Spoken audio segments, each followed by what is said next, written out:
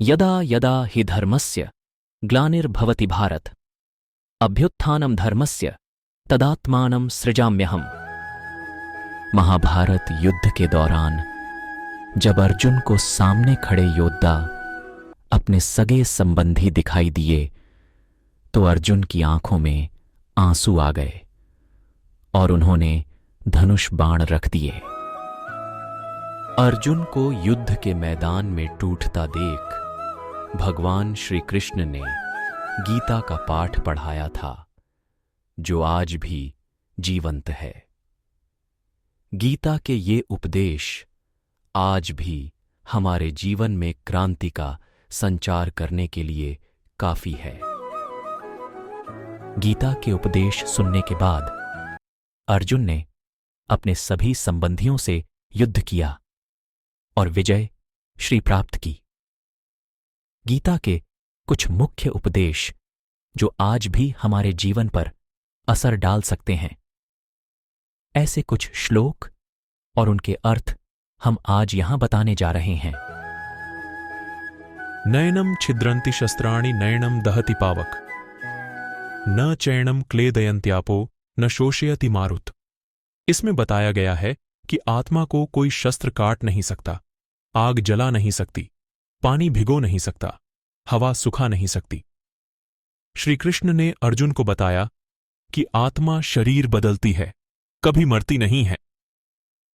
इसीलिए किसी की मृत्यु पर शोक नहीं करना चाहिए, क्योंकि आत्मा अजर अमर है।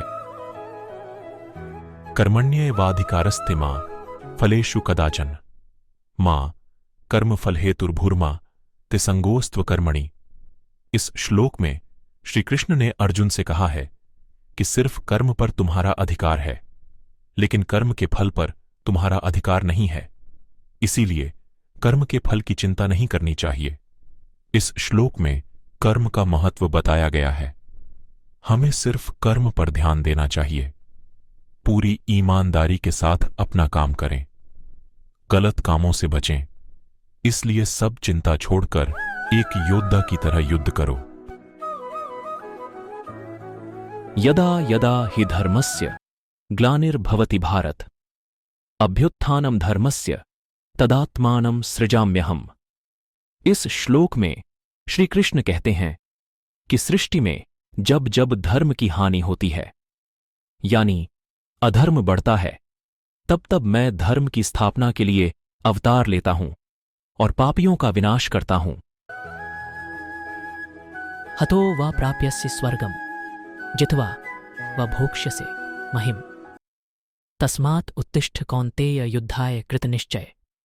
यदि तुम युद्ध में वीरगति को प्राप्त होते हो तो तुम्हें स्वर्ग मिलेगा, और यदि विजयी होते हो तो धरती का सुख पा जाओगे। इसलिए उठो हे कौन्तेय और निश्चय करके युद्ध करो। ध्यायतो विषयान् पुंसः संगस्तेषु उपजायते संगात संजायते कामः कामात् क्रोधोऽभिजायते। विषय वस्तुओं के बारे में सोचते रहने से मनुष्य को उनसे आसक्ति हो जाती है। इससे उनमें कामना यानी इच्छा पैदा होती है, और कामनाओं में विघ्न आने से क्रोध की उत्पत्ति होती है। इसलिए कोशिश करें कि विषयाशक्ति से दूर रहते हुए कर्म में लीन रहा जाए। क्रोधात् भवति सम्मोह सम्मोहात् स्मृति विभ्रम स्मृतिभ्रंशात् बुद्धिनाशो बुद्धिनाशात् प्रणश्यति। श्री कृष्ण कहते हैं कि क्रोध से मनुष्य की मति बुद्धि मारी जाती है, यानी मूढ़ हो जाती है, कुंद हो जाती है। इससे स्मृति भ्रमित हो जाती है। स्मृति भ्रम हो जाने से मनुष्य की बुद्धि नष्ट हो जाती है, और बुद्धि का नाश हो जाने पर मनुष्य खुद अपना ही का नाश कर बैठता है। परित्राणाय साधूनां विनाशाय च दुष्कृतां धर्म संस्थापनार्थाय संभवामि युगे युगे। श्री कृष्ण कहते हैं कि सीधे साधे सरल पुरुषों के कल्याण के लिए और दुष्कर्मियों के विनाश के लिए, धर्म की स्थापना के लिए मैं युगों युगों से प्रत्येक युग में जन्म लेता आया हूं। श्रद्धावान लभते ज्ञानम तत्पर संयतेन्द्रिय ज्ञानम लब्ध्वा पराम शांतिम चिरेणाधिगच्छति।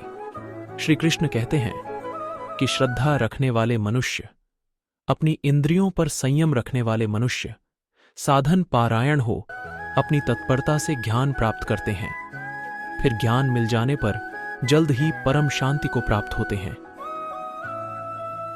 यदि आपको हमारी वीडियो अच्छी लगी हो तो हमारे इस चैनल को सब्सक्राइब कर लें और बेल वाले आइकॉन को प्रेस करके ऑल नोटिफिकेशन को ऑन कर लें और इस वीडियो को अपने दोस्तों के साथ शेयर भी करें ताकि वो भी इसका लाभ उठा सके। धन्यवाद। जय श्री कृष्ण।